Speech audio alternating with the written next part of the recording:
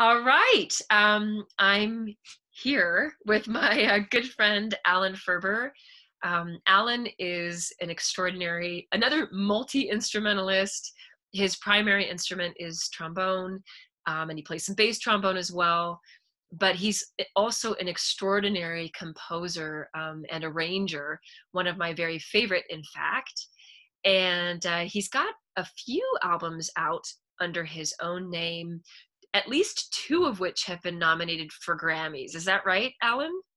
Yeah, two albums and one composition. Incredible, incredible.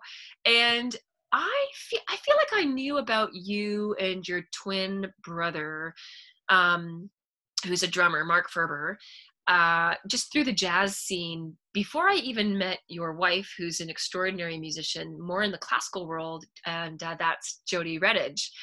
But then I feel like you and I came to work together through my working with Jody.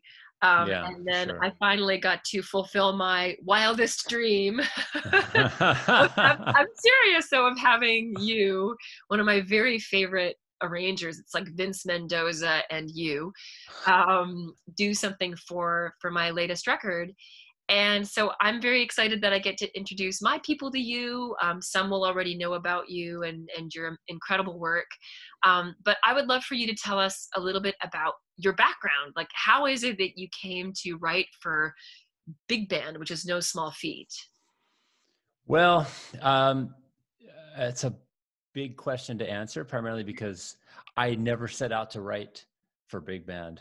No, I don't know if any right-minded individual ever did set out to write for big band. It's such an irresponsible decision in some ways, and yet incredibly addicting in other ways. Yeah. Well, a little bit about myself. I mean, I started taking piano lessons at a very young age, and then transitioned to trombone at age 10. And my identical twin brother, who's a drummer, as you mentioned, he and I always had this healthy competition, egging each other on with playing, but also sharing a lot of music with each other, things he was checking out and I was checking out. That sort of spirit of collaboration as we were growing up kind of continues to this day. And I think that idea of collaboration for me is ultimately what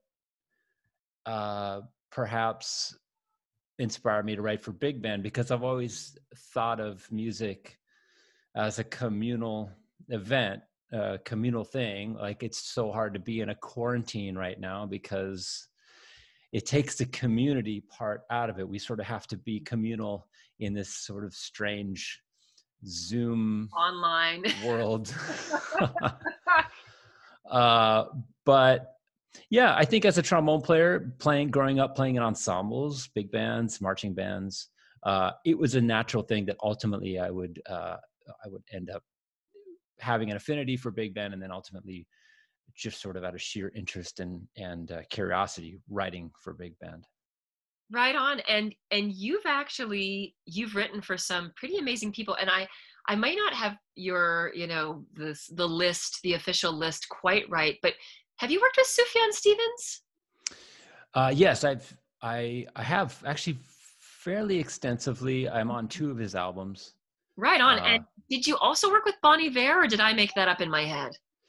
I have not worked with Bon Iver, sort of peripherally, I suppose, but I have done a lot of work in the indie rock world. I used to live in Ditmas Park, Brooklyn, and a few of my neighbors, the Desner brothers, who ultimately started the band The National.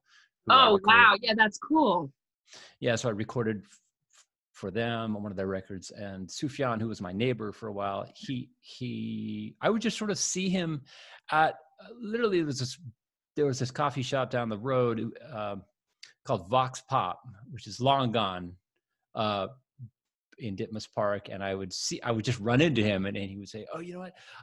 I'm actually hearing some brass, some trombone on something. You mind coming over to the house in couple hours?" Amazing. This is the beauty of New York. In fact, while New York looks very different right now in the midst of COVID-19, when Ben and I moved from New York up to Toronto, there's a vibrant community in Toronto, but it's not that thing where you go to the local coffee shop and there's Sufjan Stevens. I mean, it did happen to me once, actually, when we were recording the strings for Out of Dust. I went down the road and it just popped into this little coffee spot to grab a couple drinks to go, and there was Daniel Lanois. Oh, wow. But it was in like the most hipstery part of Toronto. But that's something that I really miss about New York. And I feel like a lot of the really fun work I've gotten to do over the years has been a product of bumping into people on the street. I bumped into Bashiri Johnson, who was essentially our neighbor in New York, and he worked with Michael Jackson and Stevie Wonder and Whitney Houston, and these people become your peers and they're your neighbors, and so you're in the mix with them. But you absolutely deservedly, because you're, in my opinion, one of the finest arrangers out there. Oh, Rob Mathis is another favorite of mine, I should say. Yes. Like arrangers trifecta: Alan Ferber, Mendoza.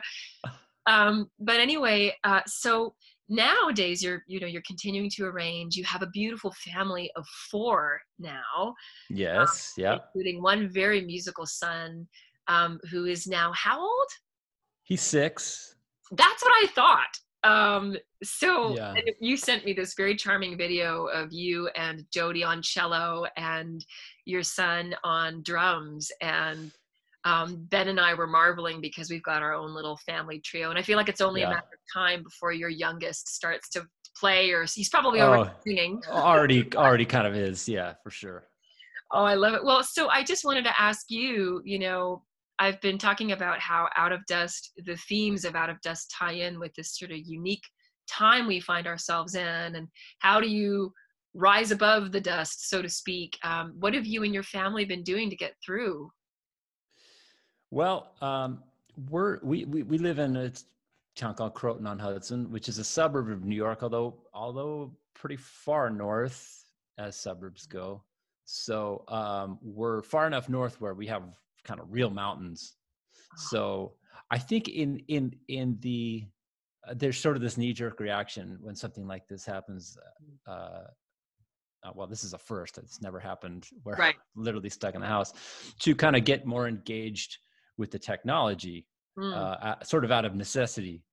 And I've been cautious about that in some ways, because I think the reaction that for us has been keeping us sane is getting outside and away from the technology, and taking more hikes. We've been really exploring our area, taking a ton of hikes and walks around the neighborhood, and just trying to get outside and appreciate what you have right there in front of you, which, in the hustle bustle of a normal kind of world, sometimes I'm barely home. And I don't even appreciate what's right in front of me or right in my neighborhood. I think maybe a positive of all this has been that, to be able to appreciate the things that are immediately right there, and kind of come to these weird realizations like, wow, has that always been there? How have I missed this? Right. It's like, I feel like our worlds in some ways are expanding more than ever, but at the same time shrinking, in that sense that you just described, where, I have a daily walk I take as well, where I can keep a safe social distance and do it responsibly without putting myself or others at risk. And it's like every day I see something new. If I'm walking at a different time of day, the way that the light kind of hits a tree or a building, and it's like, oh wow, your eyes, and in a way, I mean, it can sound cheesy, but your eyes and your heart become open to what's immediately before you, and you see those things with new eyes. And I think all of that, in addition to the kind of the fact that we can't go anywhere, in a way, boredom. I mean, I'm never really bored, but I think the idea is that it does inspire new creative ideas, because we're just not bored enough in our modern world. Boredom is really important. Being bored, I think, is very important, because it really does get you into your imagination and get you into some great places creatively. And so I've actually been very productive during this with updating a lot of projects I've been having on hold for years, updating some old charts of mine or writing some things. I mean, it's like an outpouring of creativity, which Wow. I just needed the time to do it. And once I got it, when I wasn't commuting all over the place and this Yeah. and that, then all of a sudden it's pouring out, which is kind of a really cool thing. That's incredible. So I assume we have, another album to look forward to of yours, right? In the not too distant future? As long as Yeah, we can get the musicians into one room to record. I know. Yeah, I've certainly been thinking about that, and more collaborations. I think I want to do. We've talked about Yes. doing some more things, particularly with a big band, which I'd like to move forward with. And I've even, with this time, I've kind of got a couple charts in mind specifically with other people as well. That I've always sort of, even before you asked me to do anything, I've had this list of people that I think would be natural fits for collaboration. So I kind of, while we're in this sort of holding pattern, want to get started on some of this stuff. So when we are released, it's like you hit the ground running a little bit more. Right. Right. I love that. And I am very grateful to be part of, hopefully on that list. You've been on mine for such a long time, as I said earlier, and I'm a fan of your work. I would love you to share with people where they can find you and your music so that they can listen to projects you've already released and keep their eyes and ears peeled for what might be coming down the pike. Well, I'm as far as my own material, I guess, my most recent releases, I have seven or eight albums or something at this point. Woo! My most recent big band album is called Jigsaw, and I'm super proud of it because I feel like I captured things that I haven't really captured before. It felt really good in the studio. I have another big band album called March Sublime, which I'm happy with. There's a strings record I did called Chamber Songs. Yes. All of this stuff is widely available, and it's all released through Sunnyside Records. You can find it on all the streaming platforms, of course. And under your name, Alan. It's all under my name. Yeah. And I mean, as far as other projects, I do have a couple of just collaborative things that I'm working on for other people and with other people. So those are all sort of ongoing projects. In a lot of ways, as a trombone player, I've always been a little bit of a behind the scenes kind of person. So which I kind of, I'm very okay with that. I like trying to bring some magic from the inside where sometimes you don't really understand. The average listener wouldn't understand why there's something about it that sounds cool, but I like at least thinking that I'm partly responsible for creating some kind of underlying unidentifiable magic to something that I almost don't like it when they notice it, because I like it to be subtle enough where it just brings it together.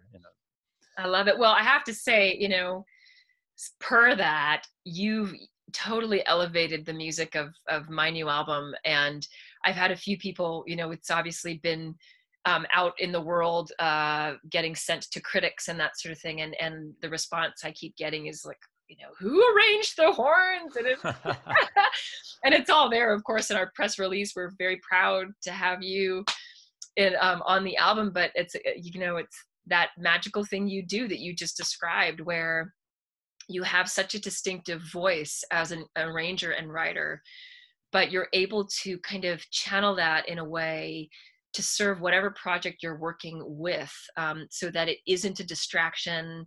It just totally serves the music and elevates it. So yeah, I always am that word serve. It's like I always try to be in service to whatever the project is. Because as a jazz musician, sometimes jazz musicians can get a little little selfish. You know, you take three jam sessions. I know all about it. Yeah, you take 18 more courses than the music needs. So, but yeah, I mean, I like, you know, I like being in service to whatever it is. It's, and especially for you, it's easy with someone who creates great songs and then just hires the right people to record this stuff. My God, the demos were amazing. Oh, you're so kind. Well, like I said, I can't wait to see what you come up with next, what you're working on now. I know you're busy teaching as well, which is extraordinary. We can all kind of peek into your living room / music space there and imagine you writing there and teaching there and, you know, corralling your children. Please give my family your love, and we send you our very best from Toronto. Stay well, stay warm, enjoy your walks, and we'll see you out there hopefully before too long. For sure. And congratulations on this release. I can't wait to hear the whole thing from start to finish. It's so exciting. And I will say I'm super glad you're releasing it despite all this stuff, because I think we all need it. Oh, that means a lot. It was a tough decision to proceed, but in some ways I never questioned it, because it just felt like it was still the right thing to do. So thank you for that. Of course. All right, my friend. All right, virtual hugs. Bye.